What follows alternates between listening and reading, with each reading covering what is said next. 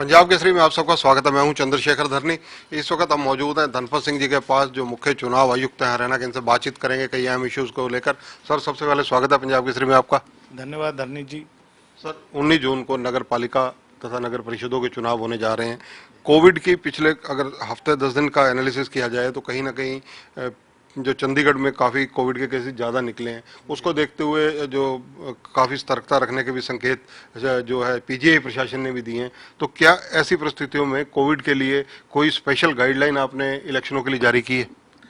देखिए, हम लगातार स्वास्थ्य एवं परिवार कल्याण विभाग के संपर्क में हैं और जो हमने पहली बैठक की थी उसमें एसीएस हेल्थ और डीजी हेल्थ भी थे और उनको कहा गया कि समय समय पर इसकी सिचुएशन को देखते हुए जो भी एडवाइजरी वो जारी करेंगे, उपायुक्तों को उसके बारे में निर्देश दिए गए हैं कि चुनाव के समय उनकी दृढ़ता से पालना की जाए। फॉर्चुनेटली अभी हरियाणा में कोई स्थिति ऐसी भयावह या कोई गंभीर नहीं है, चिंताजनक नहीं है, लेकिन फिर भी हम ढिलाई नहीं रहे इस बारे में और सभी पोलिंग बूथ्स के बाहर सफिशिएंट क्वांटिटी में मास्क अवेलेबल रहेंगे। तो पोलिंग बूथ में जाने के समय अगर कोई मतदाता मास्क का प्रयोग करना चाहता है तो उसको वहाँ पे उपलब्ध रहेगी, लेकिन इस बारे में अभी कोई कंपल्सन वाली बात अभी नहीं है। सर, 19 जून को जो चुनाव है उसको देखते हुए सुरक्षा एजेंसियों से आपकी लगातार बात हो रही होगी। सुरक्षा का क्या प्रबंध रहेगा और कितने जवान तैनात रहेंगे? जहाँ तक नंबर जवानों की बात है वो तो अभी हाइपर सेंसिटिव और सेंसिटिव बूथ्स की अभी संख्या आने के बाद ही इसका आकलन हो पाएगा, लेकिन सभी जिला पुलिस अधीक्षकों से, डीजीपी से और एसीएस होम से हमारी बात हो रही है। मीटिंग्स में भी उनके साथ हम इसको रिव्यू कर रहे हैं। तो पूरी चाक चौबंद व्यवस्था रहेगी। हर एक पोलिंग बूथ पे अमूमन 1 या 2 पुलिस कांस्टेबल रहते हैं। उसके अलावा मोबाइल पुलिस पार्टीज़ होती हैं और सेंसिटिव और हाइपर सेंसिटिव में थोड़े एक्स्ट्रा पुलिस बल लगाए जाते हैं। और बाकी उससे पहले प्रिवेंटिव जो अरेस्ट वगैरह हैं या जो 107 151 के केसेस हैं या जो पहले कोई भगोड़े हैं उनके जो वारंट्स नॉन अवेलेबल वगैरह हैं वो उनको एनफोर्स कराना, उनकी सर्विस कराना, जो कोई लोग फरलो पे हैं या कोई पैरोल पे उन पे विशेष नज़र रखना, जो अनलाइसेंस्ड आर्म्स वगैरह हैं उनके धरपकड़, जो लाइसेंस्ड वेपन्स भी हैं लेकिन किसी के पास इस तरह का अगर कोई अंदेशा है तो उनके लाइसेंस उनके आर्म्स भी जमा करवाए जा सकते हैं। इन सब चीज़ों के बारे में पुलिस अपनी जो ड्यूटी है वो बखूबी कर रही है। सर, अगर चर्चा की जाए राजनीतिक दलों की, इस बार कौन कौन से ऐसे राजनीतिक दल अपने सिंबल पर लड़ रहे हैं जिनकी सूचना आपके पास है? भारतीय जनता पार्टी, जेजेपी, आम आदमी पार्टी, एलजेपी और बीएसपी ये अपने सिंबल पे चुनाव लड़ रहे हैं। जहाँ तक मेरी सूचना है कांग्रेस पार्टी के जो कैंडिडेट्स हैं वो सिंबल पे चुनाव नहीं लड़ रहे हैं। सर, नगर पालिका और नगर परिषद इन दोनों के अंदर जो नामांकन पत्र भरे जा चुके हैं, विड्रॉल हो चुके हैं, कितने कैंडिडेट्स अभी तक आपके सामने आए हैं दोनों नगर पालिका भी और नगर परिषदों में, और कहाँ कहाँ कितनी जगह चुनाव है? मैं आपको इसके बारे में सूचना देना चाहूँगा कि 18 म्यूनसिपल काउंसिल्स हैं हमारे पास जिनके चुनाव होने हैं। इसमें 18 में 456 हमारे वार्ड्स हैं।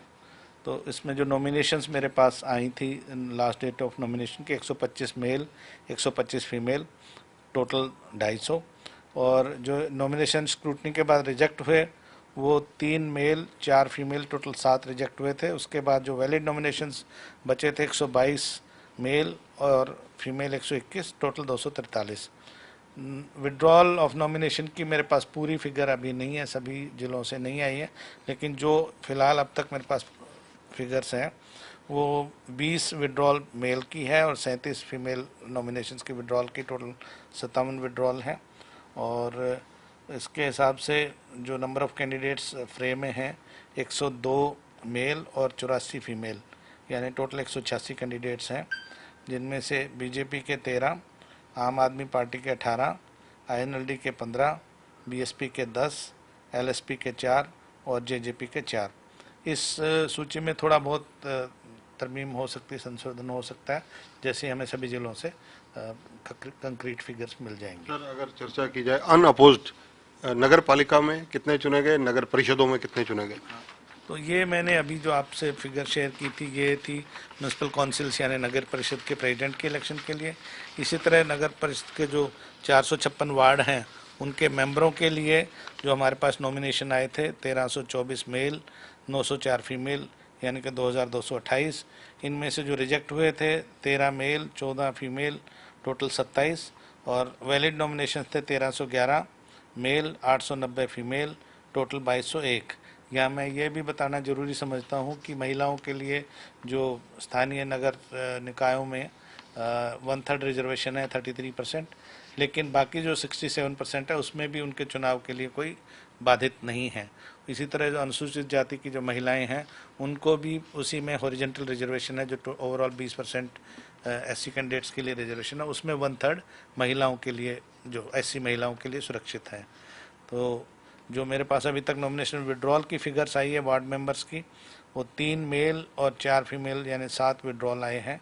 और उसके बाद जो स्थिति अभी तक मेरे पास है 8 वार्डों में मेल 7 वार्डों में फीमेल यानी कुल 15 लोग अनअपोज्ड अभी हैं। ये फिगर थोड़ा बढ़ भी सकती है जब मेरे पास विड्रॉल की पूरी फिगर आ जाएंगी तो। और आज के दिन जो 1300 कैंडिडेट फ्रेम में है मेल 879 फीमेल यानी 2179 कैंडिडेट मैदान में है। सर, अगर इन चुनावों में देखा जाए तो नोटा की भूमिका क्या रहने वाली है? इससे पहले चंद्रशेखर जी एक बार हम कमेटीज़ का भी ब्यौरा ले लें, फिर मैं नोटा के बारे में आपसे शेयर करूंगा। कमेटीज़ जैसे कि आपको पता 28 नगर पालिकाएँ चुनाव में जा रही हैं 19 जून को। उनके 432 वार्ड हैं। जहां तक प्रेसिडेंट की बात है 170 मेल नॉमिनेशंस आए थे और 157 फीमेल के लिए नॉमिनेशन आए थे, 327 टोटल।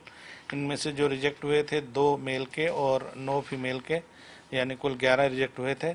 इनमें से वैलिड नॉमिनेशन 168 मेल और 148 फीमेल टोटल 316 प्रेसिडेंट की पोस्टों के लिए 28 म्यूनसिपल कमेटीज़ में मैदान में हैं।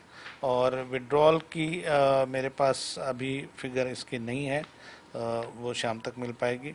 जहाँ तक वार्ड मेंबर्स की बात है इन 432 वार्डों के लिए हमारे पास सभी 28 कमेटियों से जो कुल नॉमिनेशन आए थे वो थे 1066 पुरुषों के 708 महिलाओं के टोटल 1774 नॉमिनेशंस आए थे। उनमें से 15 पुरुषों के और 20 महिलाओं के नॉमिनेशन रिजेक्ट हुए 35 और वैलिड नॉमिनेशन जो थे 1051 पुरुषों के 688 महिलाओं के टोटल 1739। अभी विड्रॉल की फिगर्स मेरे पास अभी आई नहीं है तो पूरी तरह से, लेकिन अभी तक जो मुझे सूचना है उसमें 4 पुरुष और 7 महिला जो है डिफरेंट वार्डों से यानी कि 11 वार्डों में अनअपोज्ड चुने जा रहे हैं। जहाँ तक नोटा की बात है, नोटा भी एक फिक्शनल कैंडिडेट होगा। जैसे मान लीजिए किसी कमेटी में या परिषद में 14 उम्मीदवार हैं तो 15वां उम्मीदवार नोटा होगा। अगर नोटा की वोट उन 14 के 14 यानी सभी उम्मीदवार जो कॉन्टेस्ट कर रहे हैं उनसे ज़्यादा होती है तो वो सभी उम्मीदवारों को किसी को भी उसमें से चुना हुआ घोषित नहीं किया जाएगा और फिर उसके नोटा को उसमें डिक्लेयर किया जाएगा इलेक्टेड। और दोबारा जब चुनाव होंगे तो ये जो जितने भी कैंडिडेट फ्रेम में थे इलेक्शन में थे उनको नॉमिनेशन दोबारा भरने की इजाज़त नहीं होगी। और उसके बावजूद भी अगर नोटा सेकंड चुनाव में भी हाईएस्ट होता है तो फिर नोटा के बाद जो नेक्स्ट हाईएस्ट होगा उसको चुना हुआ माना जाएगा। सर, दिव्यांगों के लिए विशेष रूप से देखा जाए मतदान केंद्र तक पहुंचने के लिए क्या विशेष प्रबंध रहेंगे? देखिए, जहाँ तक तो उनको मतदान केंद्र तक लाने की है वो तो साधारणतः हम सब अपनी सामाजिक जिम्मेवारी समझते हैं तो उनके परिवार के सदस्य ही लेकर आते हैं, लेकिन वहाँ पे व्हील चेयर वगैरह की व्यवस्था होगी ताकि उनको कोई कठिनाई ना हो।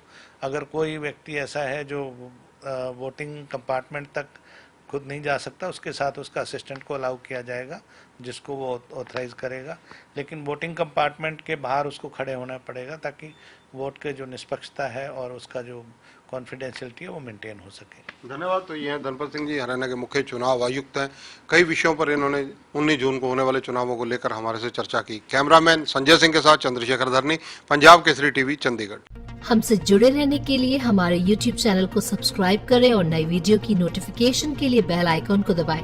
अगर आप ये वीडियो Facebook पर देख रहे हैं तो लाइक जरूर करें और ज्यादा से ज्यादा शेयर करें। धन्यवाद।